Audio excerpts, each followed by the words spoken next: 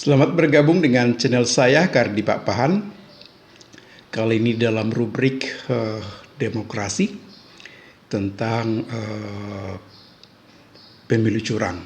Ya, sebagai salah satu bentuk pelanggaran pemilu yang terstruktur, sistematis dan masif. Untuk memahami pelanggaran pemilu yang sering juga disingkat TSM atau terstruktur, sistematis dan masif. Pada kesempatan ini terlebih dahulu mari sama-sama kita lihat pengertiannya di bagian penjelasan pasal 286 ayat 3 Undang-Undang Pemilu. Di sana disebutkan bahwa terstruktur artinya adalah pelanggaran pemilu yang dilakukan aparat struktural, baik aparat pemerintah maupun aparat penyelenggara pemilu, yang dilakukan secara kolektif atau bersama-sama. Sedangkan pelanggaran pemilu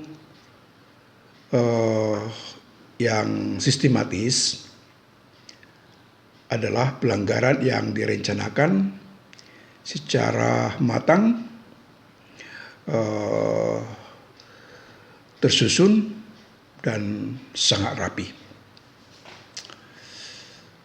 Sedangkan pengertian pelanggaran pemilu secara masif artinya adalah dampak pengaruh yang sangat luas terhadap hasil perolehan suara.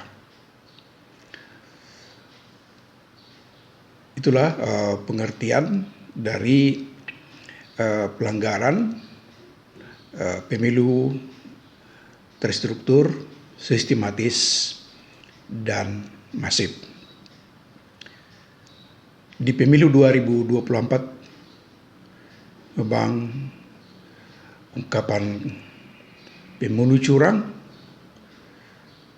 sering kedengaran, nyaring kedengaran jika dibandingkan dengan pemilu-pemilu lainnya, baik pemilihan presiden, pemilihan legislatif, atau pemilihan kepala daerah yang telah berlangsung, khususnya pasca atau setelah reformasi.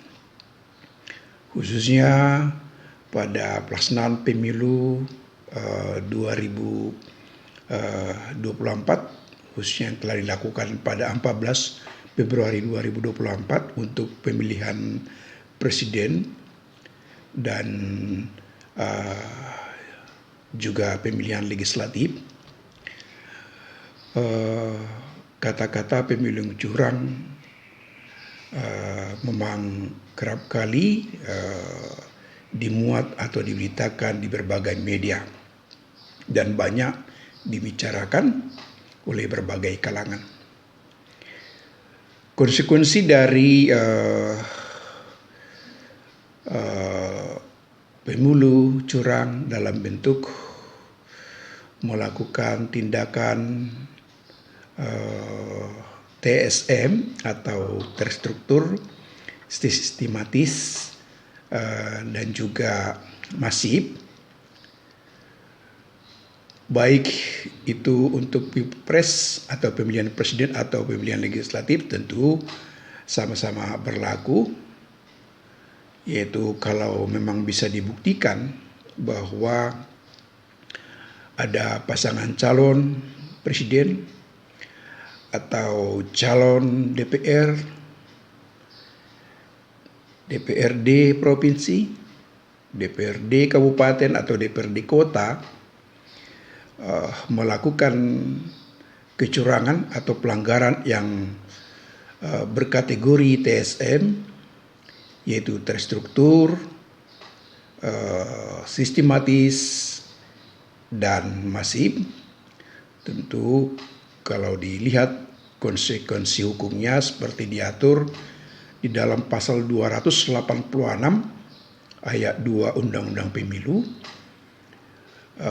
terbuka dikenain atau diganjar sanksi atau direkomendasikan sanksi oleh Bawaslu, yaitu pembatalan pasangan calon dalam hal pasangan calon presiden atau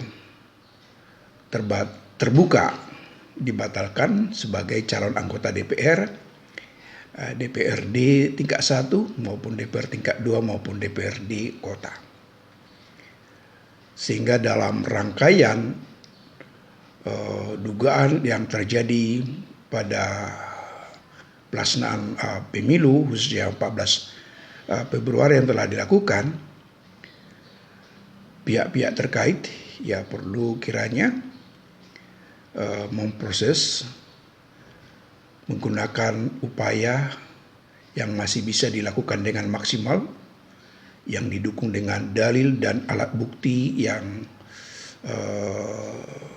baik, sehingga kalau memang bisa dibuktikan adanya pelanggaran atau perbuatan curang pemilu yang bersifat terstruktur, sistematis, dan masif, tentunya bisa dikenain sanksi sesuai dengan ketentuan undang-undang.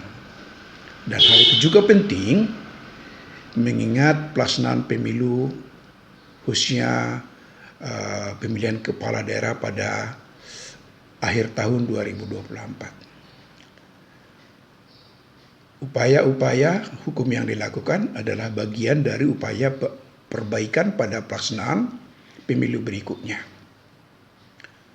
Tentu setiap dalil yang diajukan oleh pihak-pihak yang terkait ya perlu selalu dibuktikan, perlu selalu disertai dengan saksi dan bukti yang memadai supaya tentunya bisa diputuskan secara objektif dan transparan. Dalam hal ini juga, di samping tentunya upaya pelanggaran TSM yang dapat dilakukan ke instansi Bawaslu, kalau diikuti atau ditelisik lebih jauh beberapa keputusan tentang pemilihan kepala daerah, ya terbuka juga tentunya dalil terstruktur, sistematis dan masif, tetap dicoba peluangnya dibawa dalam hal gugatan ke Mahkamah Konstitusi jika sekiranya misalkan upaya yang dilakukan kepada instansi Bawaslu belum membuahkan hasil yang terbaik. Sekali lagi, upaya yang dilakukan adalah upaya untuk memperbaiki kualitas penyelenggaraan pemilu pada masa-masa berikutnya, dan sekaligus tentunya untuk menghargai suara rakyat dan menerapkan prinsip kedaulatan rakyat.